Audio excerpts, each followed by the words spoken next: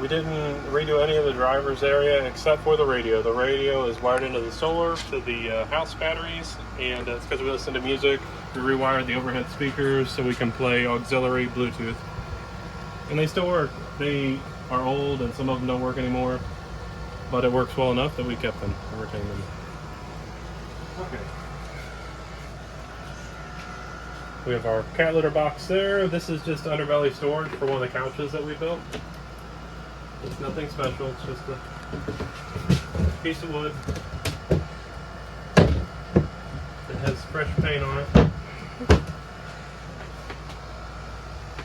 But you could use whatever cushions you want, whatever way you want. On this side, we have here, which is probably painted shut too.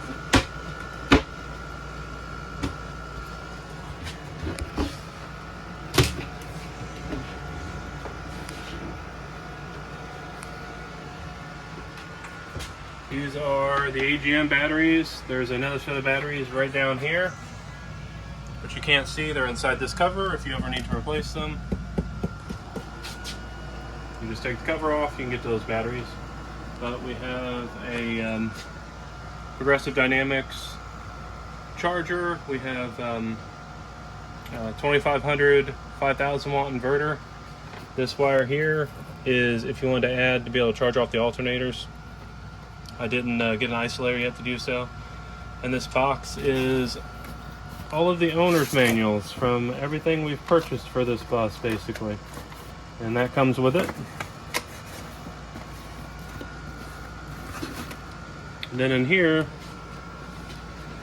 is our electrical load center.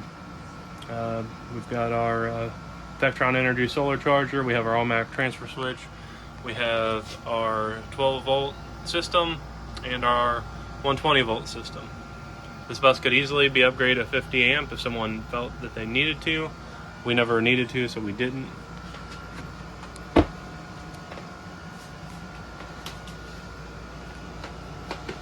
We also installed vents so heat can dissipate, so equipment lasts longer.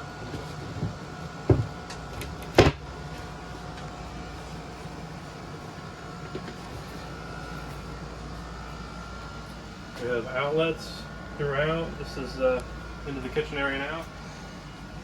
They're all GFCI protected throughout any place that can be subject to water.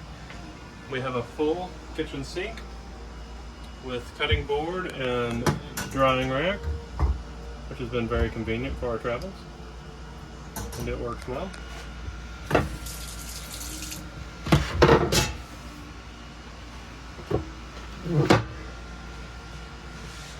Underneath, we have done all the plumbing. Everything drains to the main drain outside. All the supply lines have on and off valves. Everything was PEX throughout. We have quite a bit of storage and depth of storage throughout.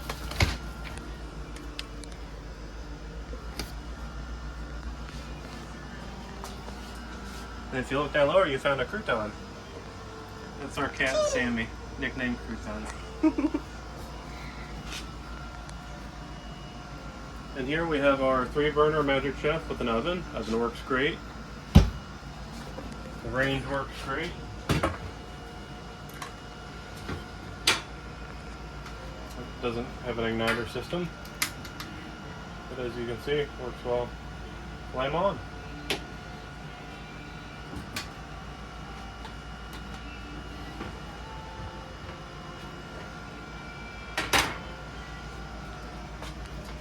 This is another just general storage area. We use it for a variety of things. It has a lot of depth to it. It's just full depth of the counter as we built all the shelving and counter itself. And all butcher block throughout. You could stand on these, literally, you could stand on these. I built them out of 2x3s. They're pretty strong. Now on this side we have a built-in bookshelf. Once again, we have a lot of Bibles. And we built a flip-up table here. First off, there's storage here because this is our cubic mini that we use to heat the bus, especially when we're off-grid. And this was additional wood storage for the most part, but we put canned goods in here, wood. When we were solely relying on wood heat when we were boondocking, we filled this with wood because we went through it pretty quickly. But we also have a pull-out butcher block table. It works great. This is our kitchen table. It's got quick release latches, a convenient located receptacle.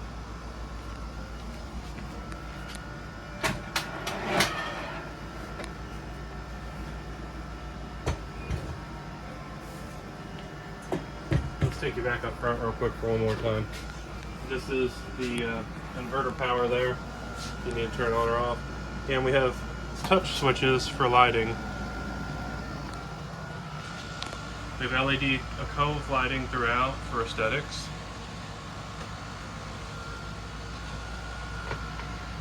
We have one max air fan here.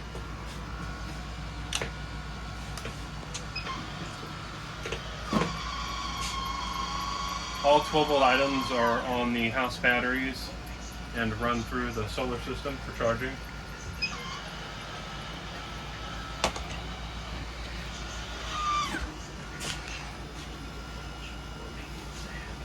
Here we have fridge and freezer. We went with solar friendly because we were traveling quite a bit earlier on.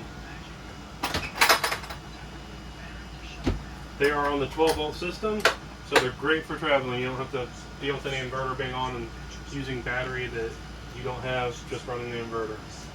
But there is 120-volt plugs back here. If someone wanted to replace these with a stand-up unit, you could do so. You can run 12-volt or 120. And we also have them venting through the cabinetry system to provide heat for the plumbing if you're in a cold environment. And it did help. We have it set up so you can run a low wattage microwave if you want. This is not included at the price that we lowered to because we're going to need one for where we're going. But if you come on this way, we try to retain as many windows as we could because we wanted to see natural light and to see nature. We're not in the best spot for nature right now, but it's been a blessing to have it.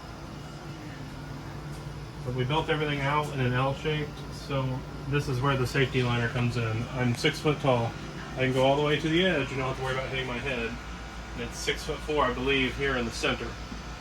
And the subflooring is a 1/2 inch of closed foam insulation with a 3/4 inch subfloor, and then the waterproof flooring above it. Oh, almost past our stove. Yeah, we have our upper cabinetry here over the sink. We also have puck lighting below. Don't show it real quick. But they're just individually turned on and off. But it gives some additional under cabinet lighting. It goes all the way down here to the end.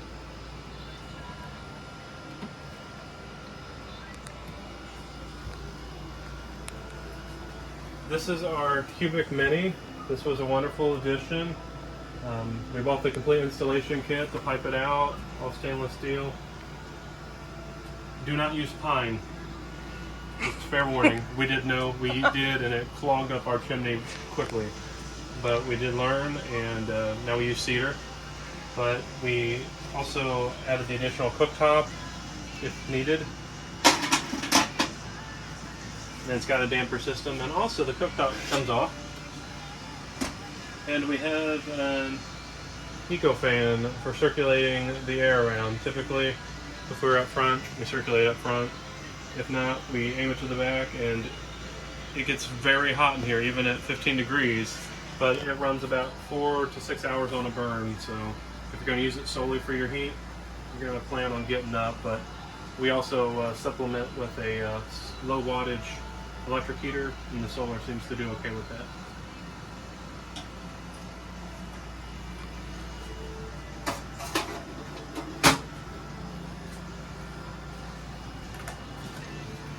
This is our little hallway here. Gives a division between the master suite, I call it, and the living space.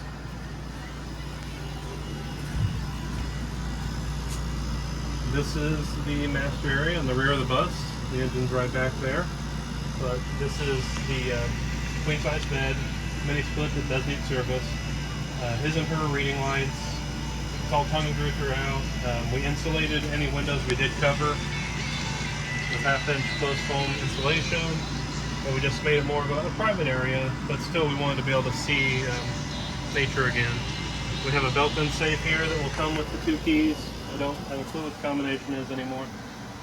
But it is bolted down, it is part of the bus. We have additional storage here. This could be a work desk or work platform. We have another secondary AC unit here. We can run them both on our 30 amp service, not off the solar. We have additional storage here in the front of the bus, as you can see, and there are steps that go up the side of each side. If someone wants to rethink something else, I would advise it, but it's really up to you. It's livable now, and it worked for us. And we also had the emergency hatch here, and had to build out around it because the plastic was not in the best shape. But this would access the upper deck if you ever chose to have it.